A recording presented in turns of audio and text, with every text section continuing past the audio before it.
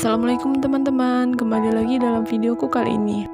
Di sini saya akan berbagi cerita mengenai proses mengolah makanan yang sehat, halal, benar sesuai dalam Islam. Usai Idul Adha, banyak orang yang menyantap hidangan daging kurban seperti daging sapi dan kambing.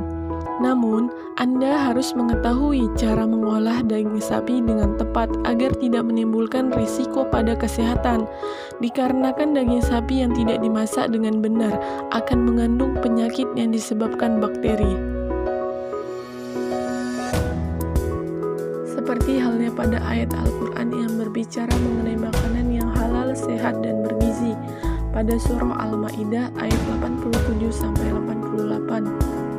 Hai orang-orang yang beriman, janganlah kamu haramkan apa-apa yang baik yang telah Allah halalkan bagi kamu, dan janganlah kamu melampaui batas. Sesungguhnya Allah tidak menyukai orang yang melampaui batas. Dan makanlah makanan yang halal lagi baik dari apa yang telah direzekikan kepadamu, dan bertakwalah kepada Allah yang kamu beriman kepadanya. Ya ayyuhalladzina amanu la tuharrimu tayyibati ma ahallallahu lakum wa la ta'tadu innallaha la yuhibbul mu'tadin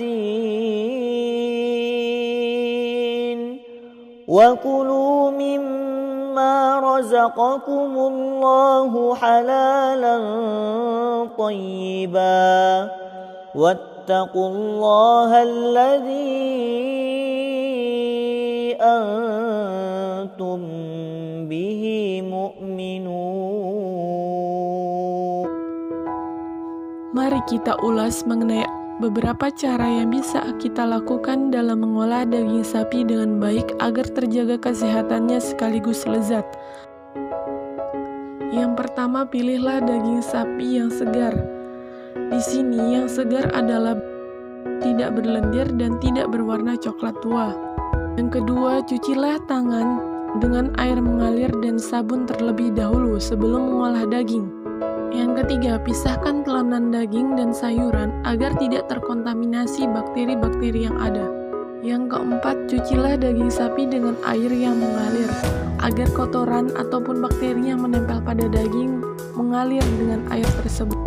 Yang kelima, pastikan daging yang kita masak mencapai kematangan yang benar, karena jika daging tersebut sampai undercook ataupun tidak matang, akan mengakibatkan kemungkinan besar bakteri jahat seperti bakteri Escherichia coli masih menempel pada daging tersebut yang menyebabkan penyakit toksoplasma.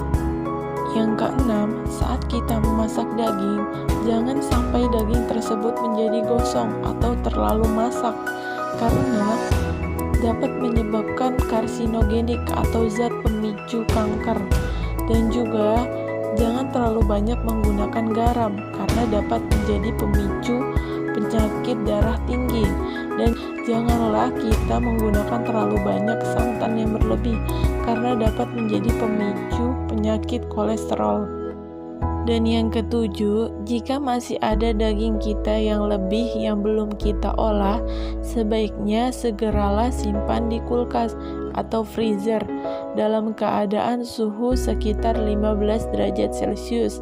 Dan jika daging tersebut terlalu lama berada di luar, akan menyebabkan daging tersebut terkontaminasi oleh bakteri jahat yang dapat menyebabkan muntah-muntah ataupun mual-mual jika kita mengkonsumsi daging tersebut.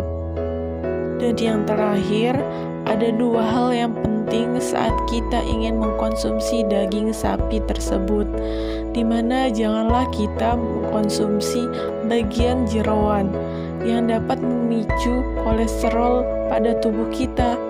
Dan juga sebaiknya kita dibarengi mengkonsumsi buah-buahan dan sayur-sayuran saat kita telah mengkonsumsi daging.